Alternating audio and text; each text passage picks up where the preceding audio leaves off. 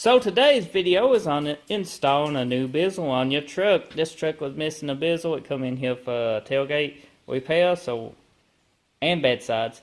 So we went ahead and repaired all this. This is old plastic. It's UV'd. We still ain't cleaned it up or put plastic with new shine on it to glossy up. But we will once we get the bezel installed afterwards. So first thing you want to do is get on eBay or call your local auto parts store or Chevy dealer if you want to pay a heavy price and pick you up a factory bezel or aftermarket bezel.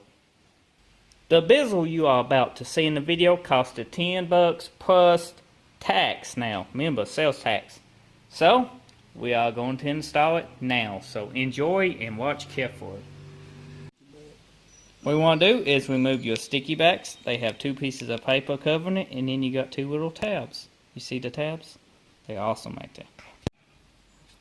To install, you want to just push it in like so, and it should snap in place.